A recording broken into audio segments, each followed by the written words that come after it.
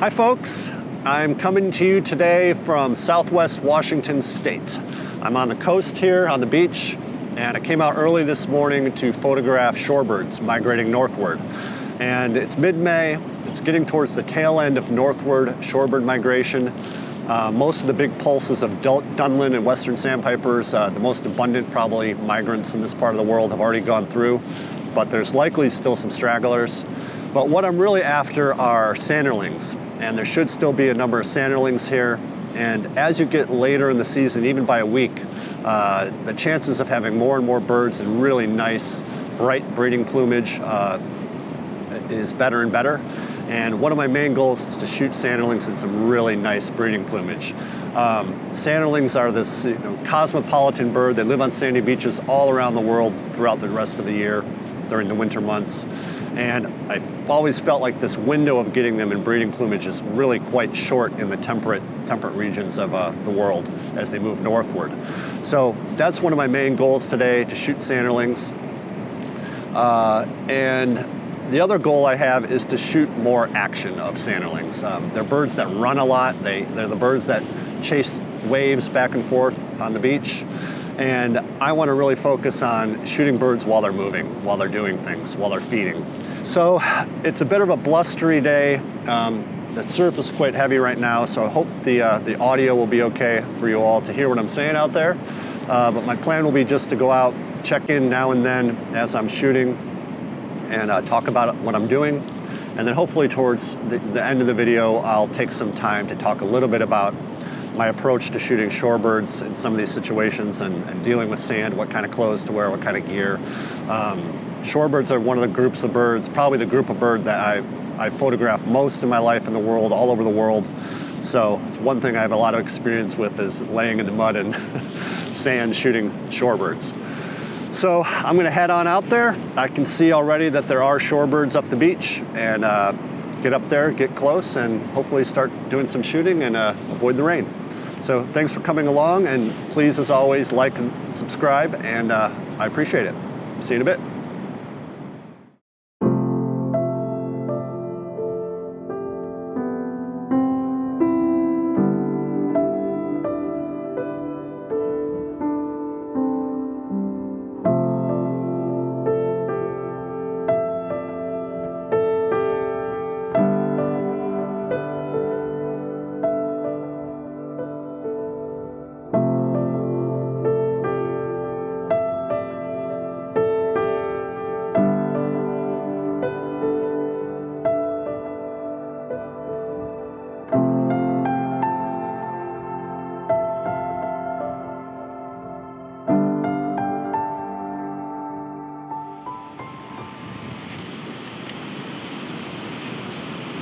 So there's some birds really actively feeding here, and they're in a really nice spot that looks like it's just loaded with polychaete worms. And these birds look like they're mostly visually foraging. They're spotting the end of a worm, grabbing it, pulling it out of the sand, and then grabbing another one almost immediately. Must be really densely packed with polychaete worms here. So as I was saying in the intro, my goal here is really to shoot some action. So I'm using the iDetect autofocus, and I'm aiming for a minimum 1/2500th of a second shutter speed. I'd like to be 1/3200th of a second. Shorebirds are extremely fast with their movements. So I'll set my ISO accordingly so I can get that shutter speed, and I'd optimally like to be at about f8 if I'm shooting birds that are pretty tight. As you get closer and closer to the birds, depth of field just becomes so shallow that these plump birds, it's nice to have a little bit more depth of field to make sure you get the head, neck, front shoulder in focus. So it's pretty amazing to see these birds just such frenetic action, foraging, trying to put on fat. They're heading still 1,000 miles or more.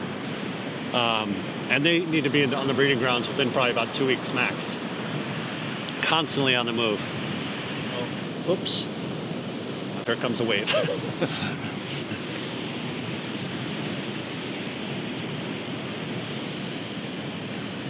All right, so there's another group of birds farther up the beach. as the tide kind of peaks, they get into these areas of wave-washed sand where it's quite flat and there's still a lot of water that's left residually on the sand. And they like to forage in those areas at low tide especially.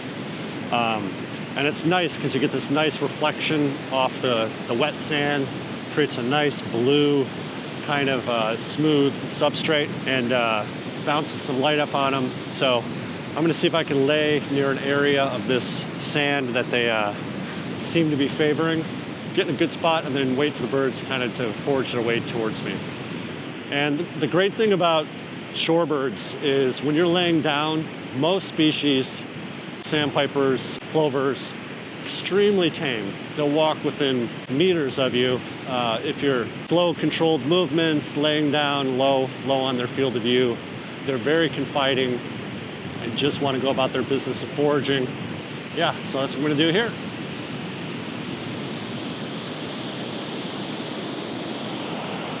So I had one little western sandpiper run towards me, just absolutely stunningly beautiful little bird. And as I was saying, I'm just trying to get them when they're in motion. So just taking lots and lots of frames, 20 frames a second as they're running. So I'm just kind of rapidly panning and firing away shots. When you're laying on your stomach, it can be very hard actually to pan when you have your elbows on the ground. So often you have to kind of lift your elbows and just put a hand on your top of your camera to pan a good arc. Otherwise, you're kind of encumbered if you have your elbows on the ground. And you'll probably find that your abdominal muscles are very sore after a day on the beach with shorebirds. Oops. Lots of individuals coming up the beach here, running right by me. Gotta get this guy.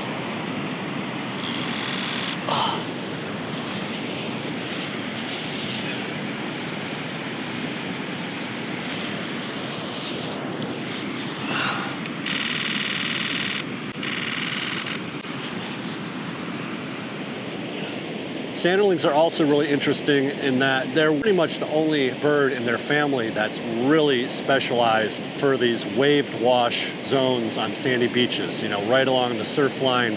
They lack a hind toe, unlike every other bird in their family, which presumably allows them to run faster than the bird next to them, outcompete them for food. Probably also gets them out of danger better because they are in a more dangerous spot sometimes in heavy surf, right up in front of these big waves. So that was a pretty great little session right there for a few 15, 20 minutes or so. I got into an area that was obviously just ripe with polychaete worms that they were really favoring foraging in. So I knew if I got into that area and I pushed them a little bit that they would kind of filter back into that area, which is what they did. I just laid down and immediately birds just started working their way back towards me. I was completely surrounded at one point by birds that were, you know, just over an arm length away from me. Really nice to see the behavior and that frenetic feeding. I shot a ton of frames and then foraging, pulling worms out of the ground. So I probably got a fair number of good shots of them doing that. But hopefully the light will get a little better in the afternoon as the sun gets lower again, and I'll get another shot at it.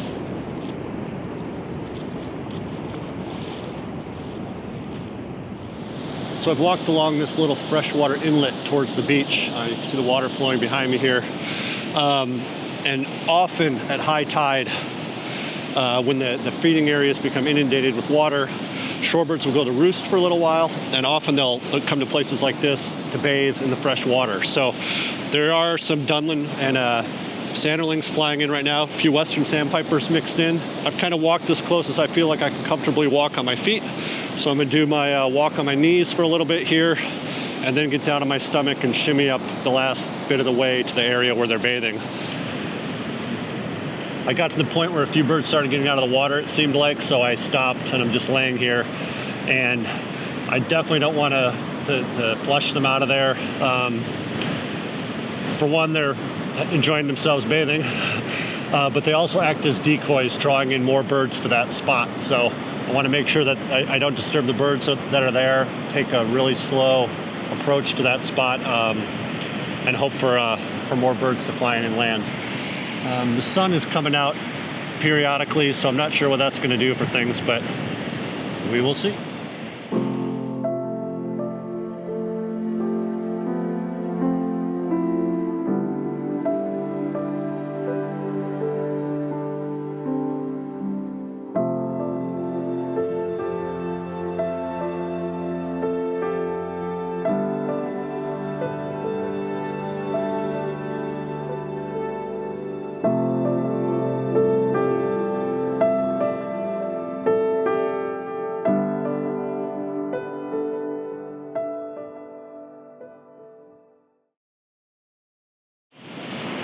So it feels like the tide has mostly come all the way up.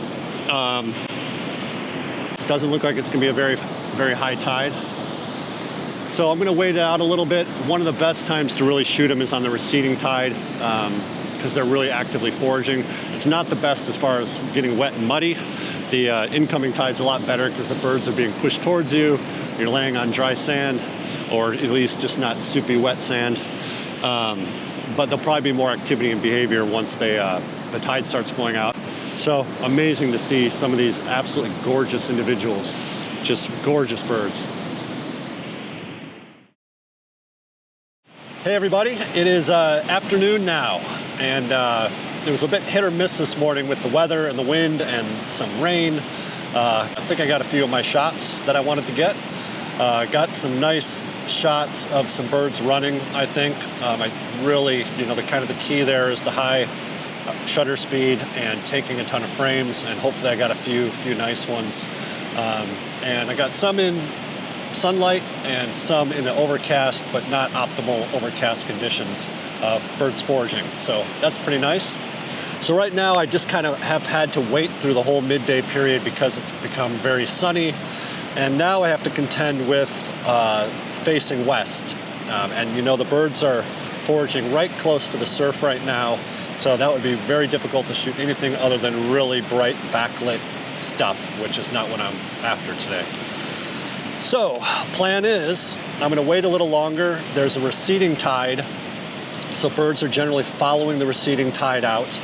And then when it does get to low tide, often they will disperse back up in some of these wet areas that are a little higher up on the beach. And my hopes are that I can get between the waves and some of these wet areas and get some more opportunities with hopefully some of those birds feeding on the polychaete worms again up in some of these areas where they're really thick. So that'll be my plan for the afternoon. And I thought in the meantime, while I'm trying to kill some time here, I talk a little bit about my gear and some of the way that I approach this.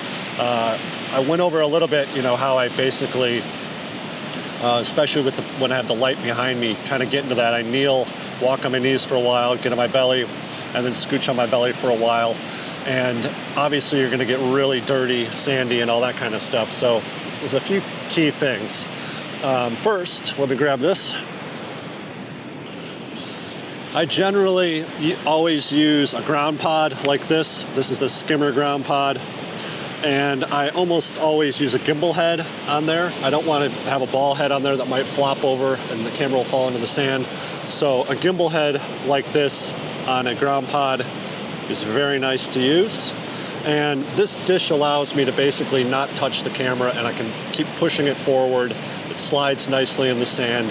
So that's my main support. And one of my main goals always in doing this is to never touch sand with my hands, because once you start getting sand on your hands and on different things, you start getting into trouble. For clothing, I will generally put some of these type of kind of aqua boots on, these river boots. Those are great for walking around in the water in the wet areas. On my upper body, I generally wear some kind of bibs. These are just rain bibs that you could buy in any sailing shop. They're waterproof bibs. They're quite reinforced in the knees. Since I do a lot of crawling and laying around, they're pretty sturdy. These ones are made by Gilly. And when I'm working in sandy beaches, I usually will just wear these. If I'm working in really cold conditions, or I'm working actually in estuaries and mud flats, I usually will wear neoprene waders. For one thing, they'll keep you a little warmer, and also they slide really nice in the mud. In the sand, you do more crawling, and in mud flats, often you do more sliding on your belly to get to get close to birds. Oh, beautiful flock going by right now. So this is kind of my outer layer to stay dry. I have ones that I can Velcro around my ankles, because when you're doing a lot of this, oftentimes you will let waves come up to you and they will go up the back of your pant leg. So I try to cinch up the ankles of my pants. And then under that, I usually wear some kind of waterproof raincoat. So basically I'm waterproof from head to toe in some way, not super waterproof, but enough to not get soaking wet. And I spent many years just kind of going out and doing it, whatever clothes I had on, and getting soaking wet. Then you start dripping all over your gear, and that obviously becomes a problem too. So another good thing to have, this is a rain cover. This is a Tragopan static rain cover. And that's obviously a great thing to put on your camera when you have salt spray, water splashing around, sand.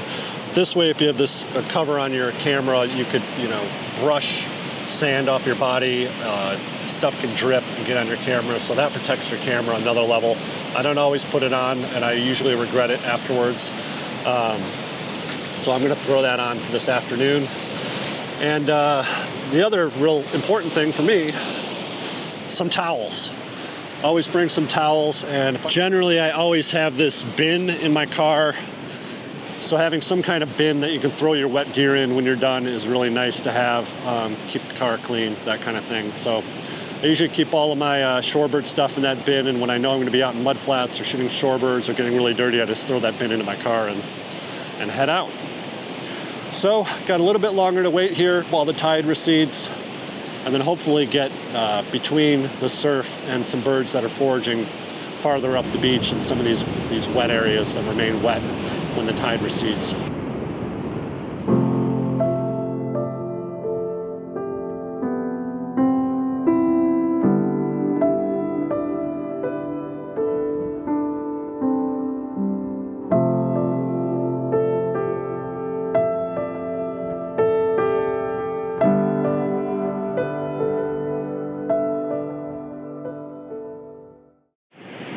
Well, the tide is going out, and I've lost my light here a bit, but I might get some more light here in a while.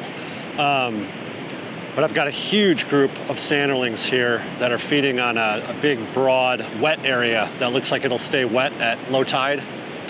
So I'm going to try to work my way in there. I think this is probably a favored feeding location just by the way they're acting. Wow, holy crap. All right, there's tons of birds flying into this spot right now. Okay, so I'm gonna go just lay out there in a good spot and try to get settled and see if they kind of filter in around me and see what happens.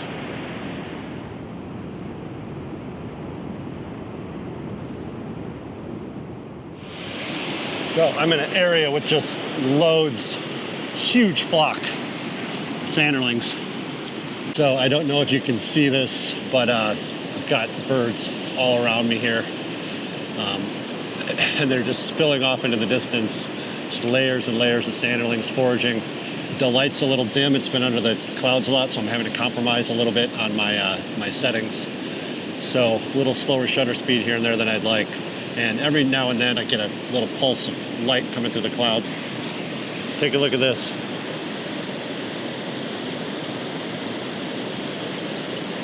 So I'd still like to get a little bit more between the water and the birds, maybe a little bit of extra light.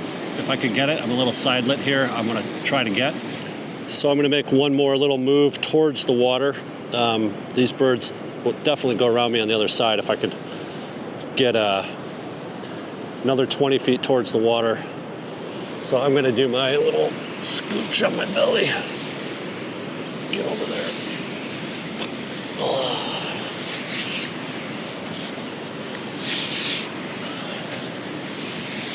All right, definitely in a good spot now, I think. Here we go. Got one bird up here, kind of defending a feeding space. It's raising up its back feathers, lowering its tail, and making a few little rushes at birds that come close to it.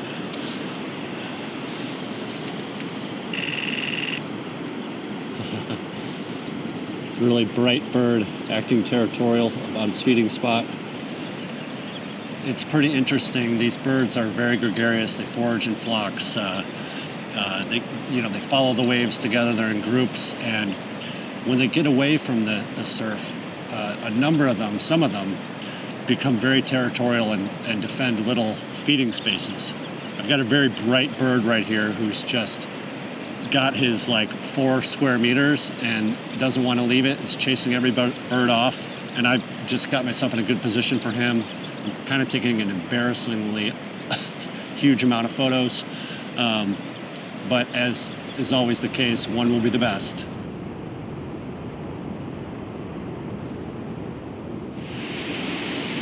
Oh yeah, birds are eating polychaete worms. It's a beautiful male right here. Looks like he's gonna come around me. Oh yeah.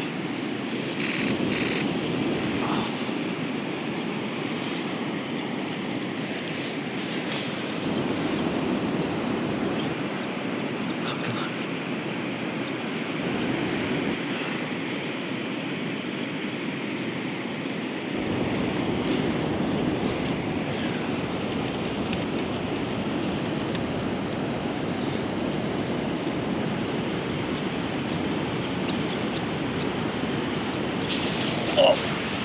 Run over by a wave. That's what happens. Awesome flock though.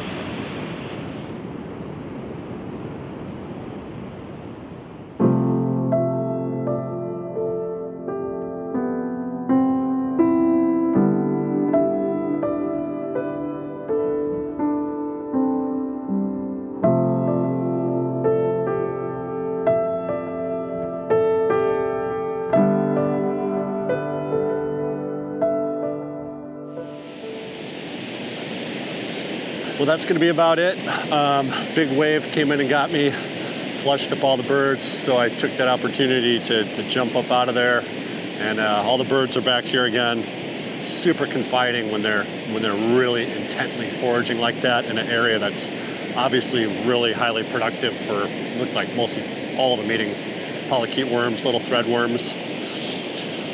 Pretty amazing day to hang out with these birds.